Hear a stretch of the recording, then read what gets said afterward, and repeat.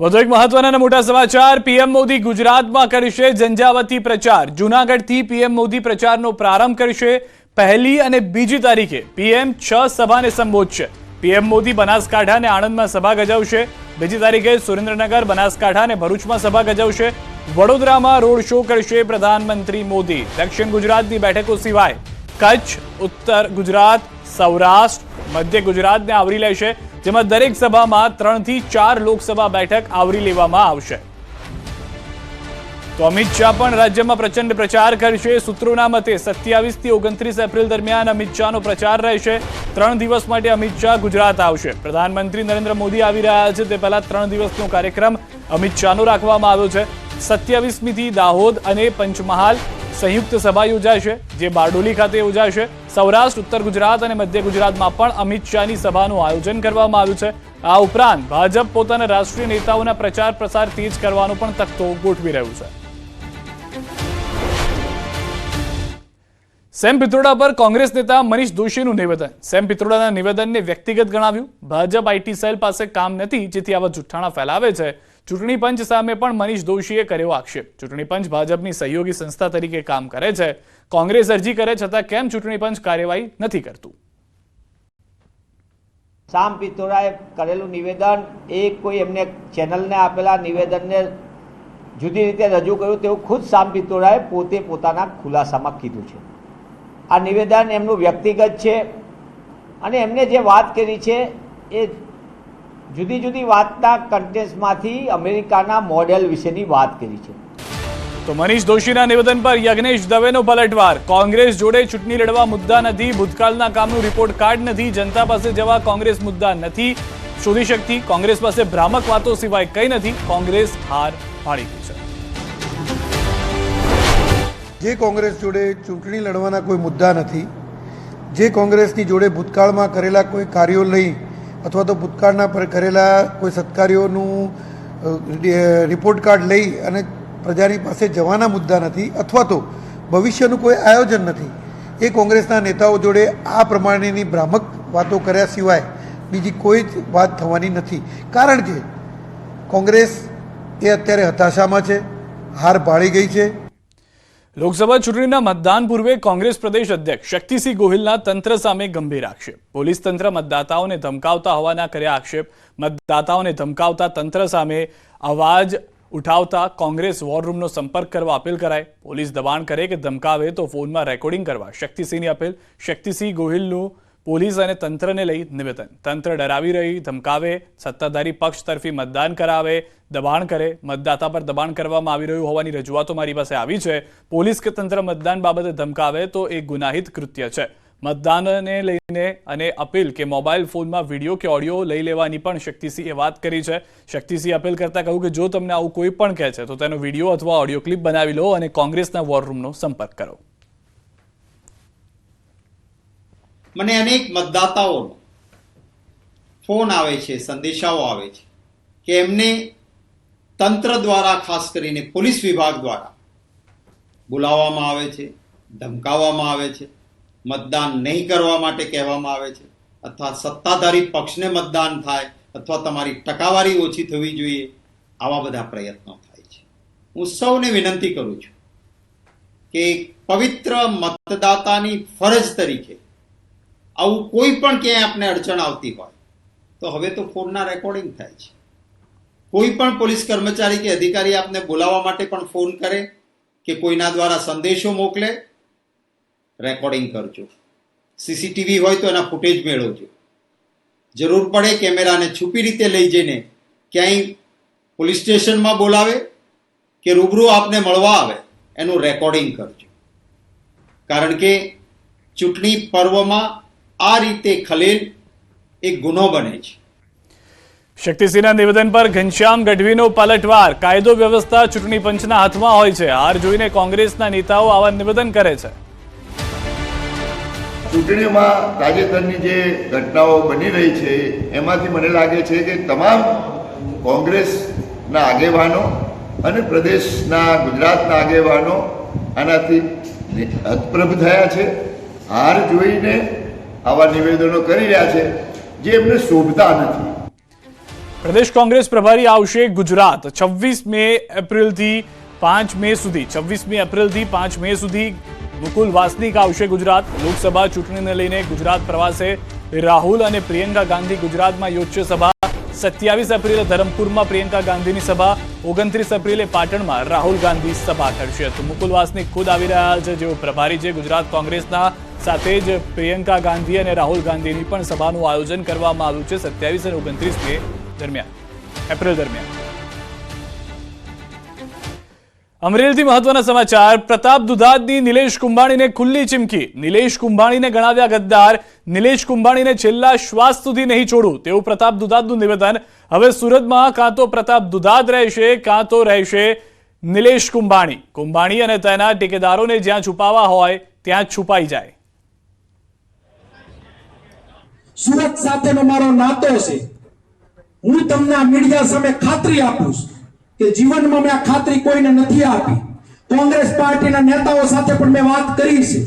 કોંગ્રેસ પાર્ટીના આગેવાનો સાથે દિલ્હી સુધી મેં કીધું છે, પ્રતાપ દુધાત શમશાને જાય ત્યાં સુધી એ સુરતના હળવંકાએ જે આપણને ગદ્દારી કરી એની રાખ થઈ જાય તેને શમશાનમાં કહીને હું એને મૂકવાનો નથી. હું પોતે આ લડાઈ લડવાનો. આ એટલે કહું છું કે એને પીઠમાં ખંજર પ્રજાને માર્યું છે. કોંગ્રેસ પાર્ટીને નુકસાન કર્યું છે, સાથે સાથે પ્રજાને માર્યું છે. આ મીડિયા મારફત ઈ 3 ટેકેદારો, આ મીડિયા મારફત ઈ કોંગ્રેસનો ઉમેદવાર તમારે જ્યાં કોઠીમાં ભાજપની આડમાં હંતાવું ત્યાં હંતાઈ જાજો. 7 તારીખ પછી મારી લડાઈ ચાલુ થાય. સુરતમાં કા તમે રહો અને કા પ્રતાપ દુધાત રહે, તમને બતાવીશ કોંગ્રેસની ગદ્દારી કરવાથી પરિણામ શું આવે એ આવનાર દિવસોમાં હું તમને ન્યાવીને બતાવું. 7 તારીખ સુધી અહીંયા આવેલા બધા જ લોકો લડવાનું કામ કરે. મુખ્યમંત્રી ભૂપેન્દ્ર પટેલ ઝારખંડમાં ચૂંટણી પ્રચાર માટે પહોંચ્યા, જ્યાં તેઓએ લોહદરગાહના ભાજપ ઉમેદવાર સમીર ઉરાવની ઉમેદવારી નોંધાવવા સમયે હાજરી આપી. આ પહેલા તેઓએ રાંચીના બિરસા મુંડા એરપોર્ટ પર ગુજરાત સમાજ સાથે મુલાકાત કરી હતી.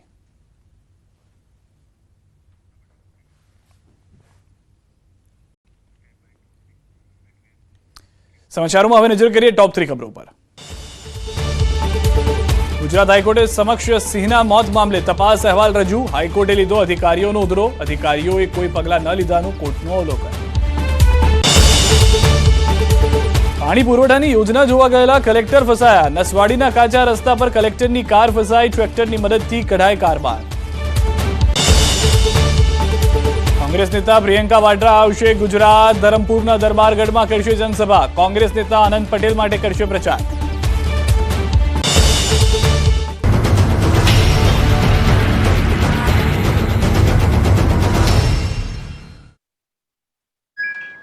પણ સમાજની વચ્ચે જઈને જે વિષયો મૂકેલા છે આપ બધા જાણો છો.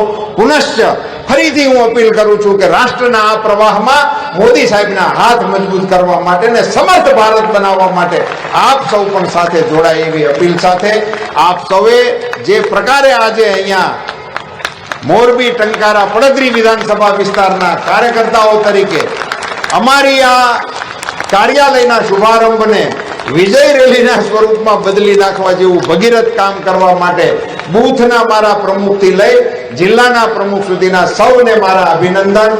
નમસ્કાર, આપ જોઈ રહ્યા છો ગુજરાતની number 1 news channel news 18 Gujarati. આપણું ગુજરાત સાથે હું છું સિદ્ધાર્થ ધોળકિયા. ગરમી ફરી ગિયર બદલશે. હવામાન વિભાગે આગાહી કરી કે આગામી દિવસોમાં તાપમાન વધશે.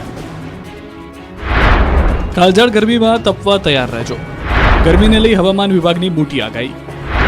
2 થી 3 ડિગ્રી તાપમાન વધી શકે છે. ગુજરાતમાં હાલ ઉત્તર પશ્ચિમની દિશામાં હવા ફૂંકાઈ રહી છે. આ સાથે કેટલાક વિસ્તારોમાં વાદળછાયું વાતાવરણ પણ છવાયેલું છે. ગરમી ફરી ગિયર બદલશે. હવામાન વિભાગે આગાહી કરી કે આગામી દિવસોમાં તાપમાન વધશે. કાળઝાળ ગરમીમાં તપવા તૈયાર રહેજો. ગરમીને લઈ હવામાન વિભાગની મોટી આગાહી. 2 થી 3 ડિગ્રી તાપમાન વધી શકે છે. ગુજરાતમાં હાલ ઉત્તર પશ્ચિમની દિશામાં હવા ફૂંકાઈ રહી છે. આ સાથે કેટલાક વિસ્તારોમાં વાદળછાયું વાતાવરણ પણ છવાયેલું છે. તો બીજી બાજુ કાળઝાળ ગરમી પડી રહી છે. ત્યારે હવામાન વિભાગે આગાહીમાં જણાવ્યું છે કે રાજ્યમાં આગામી 7 દિવસ સુધી રાજ્યનું વાતાવરણ શુષ્ક રહેશે. આ સાથે તેમણે ગુજરાતમાં આગામી દિવસોમાં કાળઝાળ ગરમી પડવાની શક્યતા વ્યક્ત કરી છે. तापमान है वो अगले 3 दिन तक 9 लाख रेंज में रहने का संभावना है और उसके अगले 4 दिन 2 to 3 डिग्री ग्रेजुअल राइज होने का संभावना है. હવામાન વિભાગે જણાવ્યું કે અમદાવાદ અને તેની આસપાસના વિસ્તારોમાં આગામી 24 કલાકમાં 40 ડિગ્રી તાપમાન રહેવાની શક્યતા છે. આ ઉપરાંત ગુજરાતના કોસ્ટલ વિસ્તારમાં ઉત્તર પશ્ચિમના પવનો ફૂંકાશે. પાણી ન મળતા મહિલાઓએ મોરચો માંડ્યો. ભર ઉનાળે વડોદરાના સાવલીનું ગામ પીવાના પાણીથી તરસ્યું. ભર ઉનાળે લોકોને પીવાનું પાણી ન મળે તો કેવી હાલત થાય એ સાવલીના લસુંદ્રા ગામના લોકો સારી રીતે જાણે છે. કાળઝાળ ગરમી શરૂ થતાં જ અહીંયા પાણીની તંગી સર્જાઈ. લસુંદ્રા ગામના લોકોને પાણી માટે રીતસરનો રઝળપાટ કરવો પડે તેવા દ્રશ્યો સામે આવ્યા. સવાર પડતા જ મહિલાઓને એક જ સવાલ હોય કે પાણી ક્યાંથી લાવીશું. પાણીની શોધમાં મહિલાઓ બેડા લઈને નીકળી પડે છે. છેલ્લા કેટલાય દિવસોથી આવી હાલતથી કંટાળેલી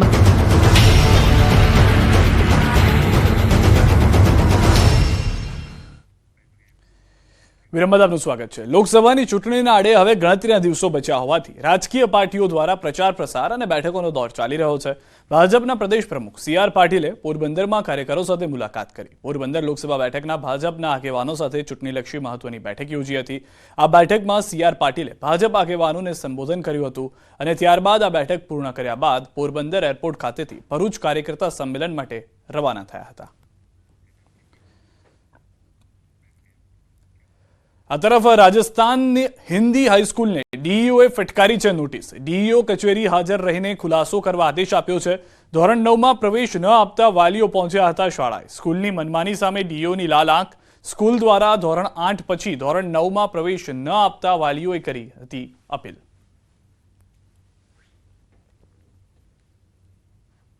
શાળાને સૂચના આપી દીધી છે અને એવો પ્રશ્ન હલ કરી નાખ્યો છે.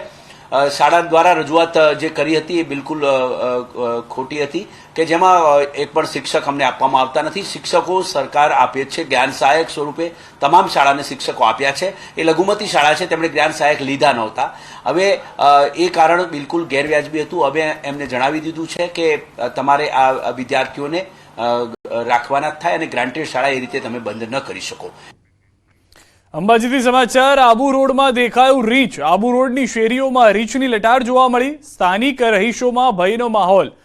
રિંકો કોલોનીના ઘર અને ગલીઓમાં રીંછની લટાર. રિંકો કોલોનીથી અંબાજી માર્ગ પર આવેલી છે.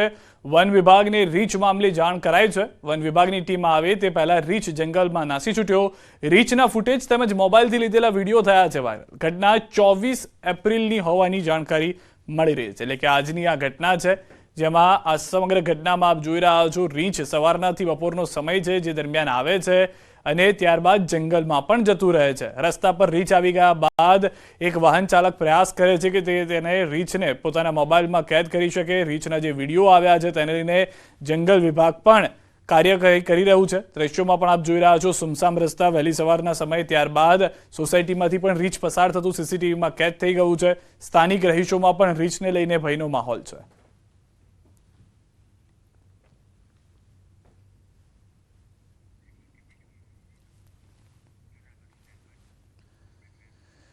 જૂનાગઢ ઇકો સેન્સિટિવ ઝોનના ગિરનાર અને ભવનાથ ક્ષેત્રમાં પ્લાસ્ટિક જતું અટકાવવા માટે ચેકપોસ્ટ તૈયાર કરવામાં આવી છે.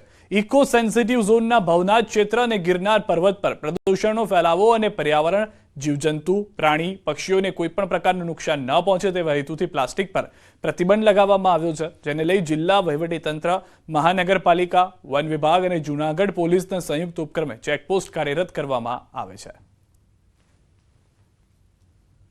ચેકપોસ્ટ જે બનાવી છે આ પ્લાસ્ટિક મુક્ત ગિરનાર છે એનો કોઈ વિરોધ અમે સાધુ સંતો કે કોઈ પર્યાવરણવાદી કે કોઈ યાત્રાળુઓ કોઈ નથી કરતા. એ તો ગિરનાર છે પ્લાસ્ટિક મુક્ત જ હોવો જોઈએ. હાઈકોર્ટની વારંવાર ટકોર થાય છે કે ભવનાથમાં વન ટાઈમ યુઝ પ્લાસ્ટિકનો ખૂબ ઉપયોગ થાય છે, જેને કારણે પર્યાવરણને નુકસાન થાય છે અને ગંદકી ફેલાય છે.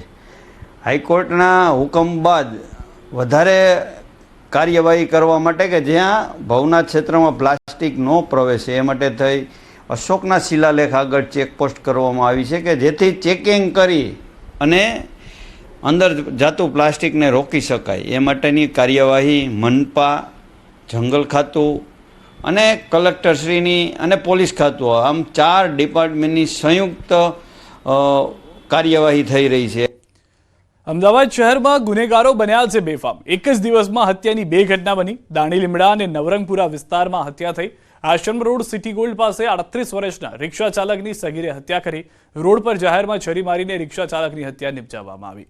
આઈસ્ક્રીમ પાર્લરમાં બોલાચાલી કરતા સગીરને અટકાવવા જતા સગીર ઉશ્કેરાયો. રિક્ષા ચાલક પર છરીથી હુમલો કરી હત્યા નિપજાવી. રોડ પર લાગેલા સીસીટીવીમાં થઈ કેદ હત્યાની ઘટના. પોલીસે આરોપી સગીરની કરી અટકાયત.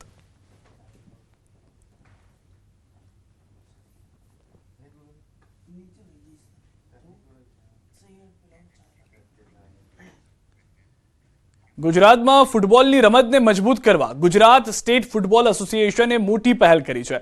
રાજ્યમાં પ્રથમ વખત ફ્રેન્ચાઇઝી આધારિત ફૂટબોલ લીગનો પ્રારંભ કરાયો છે. અમદાવાદના ઈકા એરેના ટ્રાન્સસ્ટેડિયમમાં 1 થી 12 મે દરમિયાન GSL ટુર્નામેન્ટ યોજાશે, જેમાં 6 ટીમ ભાગ લેશે. દેશભરમાંથી 10 રાજ્યના ફૂટબોલ ખેલાડીઓ આ લીગમાં ભાગ લઈ રહ્યા છે. Ahmedabad Avengers, Gandhinagar Giants, Karnavati Knights, Saurashtra Spartans, Vadodara Warriors, Surat Strikers સહિતની ટીમ GSLમાં ભાગ લેશે. ગુજરાત પ્રવાસન નિગમ અને સ્પોર્ટ્સ ઓથોરિટી ઓફ ગુજરાત GSLના મુખ્ય પ્રાયોજક અને સહયોગી સ્પોન્સર છે. ફૂટબોલ ટુર્નામેન્ટની ફાઇનલ મેચ 12 મે યોજાશે. ત્યારે GSL ટ્રોફીનું રાજ્યસભાના સાંસદ અને ગુજરાત સ્ટેટ ફૂટબોલ એસોસિએશનના પ્રમુખ પરિમલભાઈ નથવાણીના હસ્તે અનાવરણ કરાયું. ટ્રોફીના અનાવરણ કાર્યક્રમમાં ફૂટબોલ એસોસિએશનના અન્ય હોદ્દેદારો પણ હાજર રહ્યા. GSLથી ગુજરાતના ફૂટબોલ ખેલાડીઓને સમૃદ્ધ અનુભવ અને એક્સપોઝર મળવાનો પરિમલભાઈ નથવાણીએ આશાવાદ વ્યક્ત કર્યો. ફૂટબોલ આપણે હજી બી ગુજરાતમાં એનો વ્યાપ ઘણો કરવાની જરૂર છે અને અમારી ટીમ આખી મોડરાજ સર ને જેટલી અમારી એસોસિએશનના લોકો છે એ ફૂટબોલ માટે જેટલું કામ કરે છે એમને પ્રોત્સાહન આપવા માટે અને પ્લેયરને આગળ લાવવા માટે મને લાગે છે કે આ શરૂઆત છે. કારણ કે દર વખતે આપણે જોઈએ છે વેસ્ટ બેંગાલ હોય, કેરેલા હોય, એ બધા લોકો ફૂટબોલમાં આગળ છે, પણ ગુજરાતનું નામ હજી આવતું નથી. બાકી ગુજરાત દરેક જગ્યાએ આગળ છે, પરંતુ ફૂટબોલમાં મને લાગે છે કે આપણે શરૂઆત છે. એટલે આપ સૌનો સાથ હશે તો આપણે ફૂટબોલને આગળ લઈ જશું.